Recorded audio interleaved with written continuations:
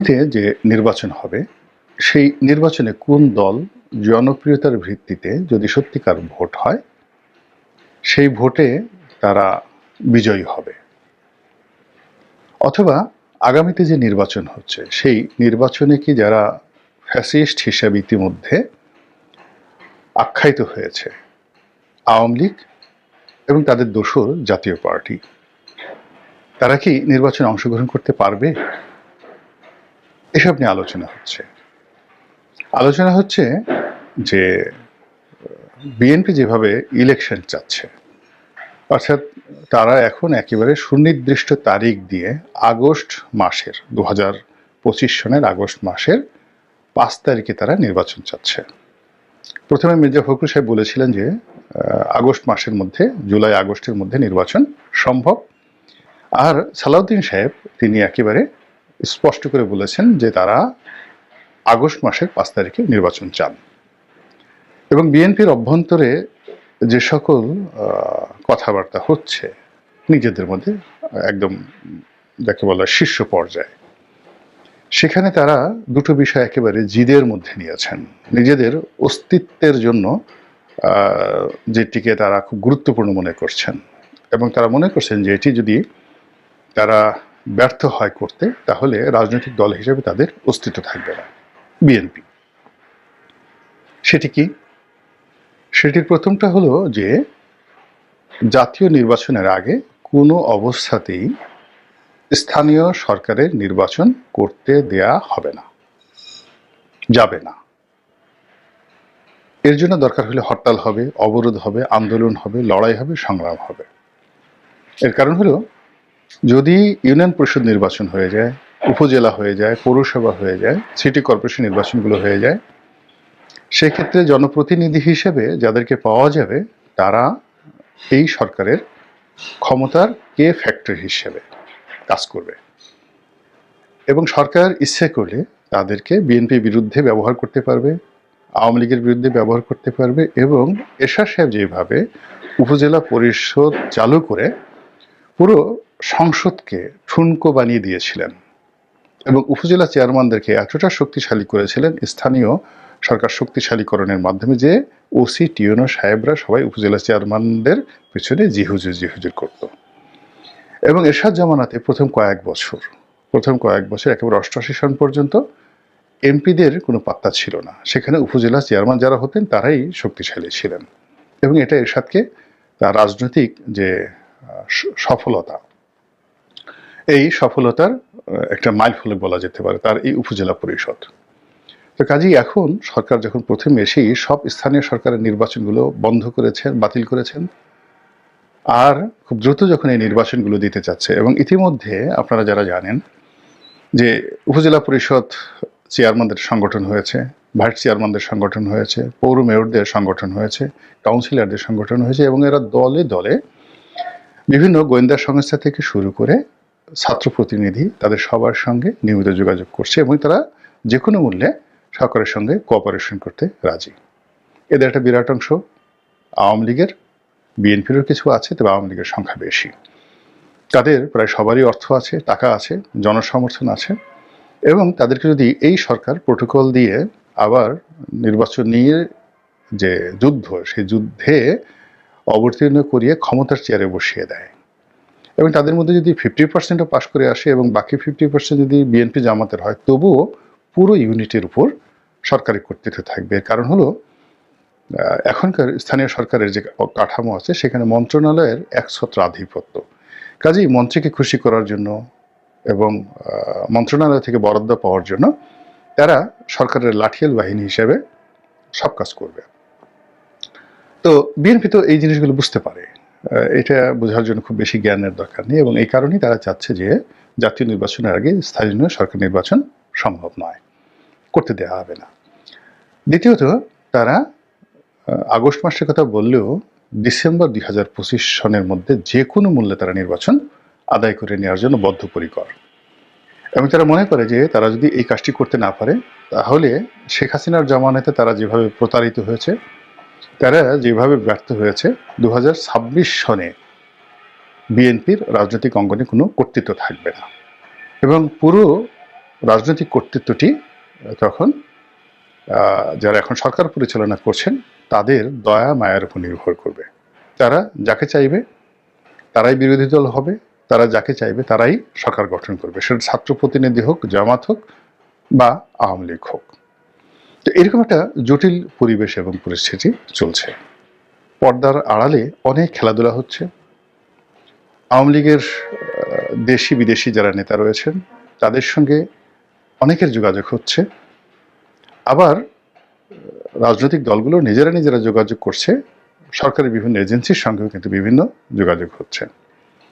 তো এই যে একটা জটিল অবস্থা, এই জটিল অবস্থার মধ্যে আবার আমাদের মতো যারা ইউটিউব করেন, ফেসবুক, যারা খুব সেলিব্রিটি এবং রাজনৈতিক বিশ্লেষক বা রাজনীতির বিষয়াদি নিয়ে ইতিমধ্যে যারা খুবই জনপ্রিয়, তারা প্রায় প্রতিদিনই জরিপ করছেন।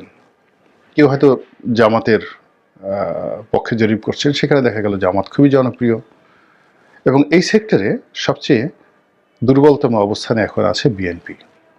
বিএনপির পক্ষে আসলে সোশ্যাল মিডিয়াতে কোনো সেলিব্রিটি নেই, তাদের পক্ষে কথা বলার কেউ নেই, তাদেরকে প্রমোট করার কেউ নেই, এমনকি মূলধারার যে গণমাধ্যম সেখানেও বিএনপি এখন বলতে গেলে মজলুম অবস্থায় আছে, আওয়ামী লীগের মতোই মজলুম অবস্থা আছে। তাদেরকে ভয় পাচ্ছে, তাদের খবর প্রচার করছে, জাস্ট তাদের খবরগুলো প্রচার করছে, কিন্তু তাদেরকে প্রমোট করার জন্য বাংলাদেশের মূল ধারার গণমাধ্যমের একটি গণমাধ্যমও কাজ করছে না, একজন সাংবাদিকও কাজ করছেন না দেশে এবং দেশের বাইরে। তো এই হলো বাস্তবতা। তো যাই হোক, এরই মধ্যে আওয়ামী লীগের যারা লোকজন, যারা সেই গত 15টি বছর ধরে আসলে অনলাইনে বিএনপির সঙ্গে এবং জামাতের সঙ্গে পারছিলেন না, বিশেষ করে অনলাইনটা জামাতের দখলে বেশি, তারা এই সময়টিতে ফিরে এসেছে জামাতের রূপ নিয়ে। অর্থাৎ এখন সেই 2009 থেকে 2025 পর্যন্ত বা 24 পর্যন্ত জামাত যতটা সক্রিয় ছিল অনলাইনে, আওয়ামী লীগের লোকজন এখন যে যার মতো করে অনলাইনে সক্রিয় হয়ে পড়ছে। অনেকে পালিয়ে আছেন দেশে, দেশের বাইরে, অনেকে প্রকাশ্যে আছেন এবং তারা কখনো একটা ফেসবুক স্ট্যাটাস দিয়ে, কখনো কোনো একটা ভিডিওকে ভাইরাল করার জন্য হাজার হাজার ডলার তারা খরচ করছে এবং প্রায় প্রতিদিনই একটার পর একটা গুজব বলেন, কাহিনী বলেন, নাটক বলেন, মানে পুরো জাতিকে বিভ্রান্ত করে ফেলছে এবং অদ্ভুত অদ্ভুত সব যুক্তি, অদ্ভুত অদ্ভুত সব তথ্য এবং উপাত্ত সব কিছু দিয়ে বারবার শুধু আওয়ামী লীগের নাম, Awami League versus BNP, BNP versus Jamaat, এই বিষয়গুলো আপনার সামনে অটোমেটিক চলে আসছে। ইউটিউব খুলে দেখেন, তারপরে ফেসবুক খুলে দেখেন, লিঙ্কডইন খুলে দেখেন, বাইডু খুলে দেখেন, অন্যান্য যে সকল আরও টিকটক খুলে দেখেন, সেখানে নেগেটিভ হোক পজিটিভ হোক, যদি 10টি আপনার খবর থাকে, 10টির মধ্যে 8টি খবরের সঙ্গে আওয়ামী লীগ নামটি জড়িত, পক্ষে হোক বিপক্ষে হোক। ফলে আওয়ামী লীগকে ভুলানো যাচ্ছে না। এক, 2 নম্বরে এই যে জরিপগুলো হচ্ছে, সেই জরিপের যে ফলাফল, সেই ফলাফলটা দুর্ভাগ্যজনক হলেও সত্য যে আওয়ামী লীগের পক্ষে পুরো ফলাফল এরকমই সবার কাছে তুলে ধরা হচ্ছে। কিন্তু বাস্তবে বিষয়টা কি, বাস্তবে যে বিষয়টা কি, এটি আমরা এখনো মানে বুক ফুলিয়ে কিন্তু বলতে পারছি না। কয়েকদিন আগে যেভাবে বলতে পারতাম যে শতভাগ ইলেকশন হচ্ছে, 2 বছরের মধ্যে ইলেকশন হচ্ছে, কিন্তু এই জানুয়ারি মাসে এসে এখন সেই বিশ্বাসটা আর নেই যে ডিসেম্বরের মধ্যে নির্বাচন হবে বা 2026-এর জুনের মধ্যে নির্বাচন হবে। ডক্টর মোহাম্মদ ইউনূসের ঘোষণা মতো একটা একেবারে 100% কনফার্ম, এই কথা ডক্টর ইউনূস সাহেবও বলতে পারবেন না এবং এখান থেকে আমাদের বেদনার শুরু, কষ্টের শুরু। আবার বিএনপি যে নির্বাচনটা চাচ্ছে 2025 সনের ডিসেম্বরের মধ্যে অথবা 2025 সনের আগস্টের মধ্যে, এটি যে হবে তাও বলতে পারছি না। আবার ছোট ছোট রাজনৈতিক দল যারা সরকারের পক্ষে আছে একদল, আবার বিএনপির পক্ষে আছে একদল। তারা যে সরকারকে খুশি করার জন্য তারা বলছেন যৌক্তিক সময়ে ইলেকশন হবে, তারপর প্রয়োজনীয় সংস্কার শেষে ইলেকশন হবে, এই কথাগুলো তারা বলছে, এটিকেও ফেলে দেওয়ার মতো নয়। এখন বাস্তব অবস্থা কি? বাস্তব অবস্থা হলো যে সরকার সংস্কারের নামে যে প্রশ্নগুলো উত্থাপন করেছে, এতে পুরো পরিস্থিতি জটিল হয়ে পড়েছে এবং সরকার ইতিমধ্যে সার্কুলার জারি করে ভ্যাট আরোপ করেছে, ফ্ল্যাট ভ্যাট প্রায় 12,000 কোটি টাকা এই অন্তর্বর্তীকালীন সরকার ভ্যাট এবং অতিরিক্ত ট্যাক্স, শুল্ক এবং অবগারি শুল্ক এর মাধ্যমে জনগণের কাছ থেকে নেবে। যদি সরকার খুব স্বল্পতম সময়ের মধ্যে চলে যাওয়ার প্ল্যান তাদের থাকতো, তাহলে এই কাজগুলো কোনো অবস্থাতেই তারা করতো না। তারা একটা লং টার্ম সময় নিয়ে তারা থাকতে চাচ্ছে। তো এই জন্য সরকারের যে অর্থনৈতিক ভিত্তি, এটাকে তারা চলমান রাখতে চাচ্ছে। দ্বিতীয়ত, ব্যাংকিং সেক্টরে তারা কিন্তু ছাড় দিচ্ছে, এসএলএমের কোম্পানিগুলোকে ছাড় দিচ্ছে, অনেককে তারা ছাড় দিচ্ছে। এর কারণে তারা একটা স্টেবল ইকোনমি রাখতে চাচ্ছে। কিন্তু তারা যদি খুব স্বল্পতম সময় হতো, তাহলে এগুলো নিয়ে তারা মাথা ঘামাতো না।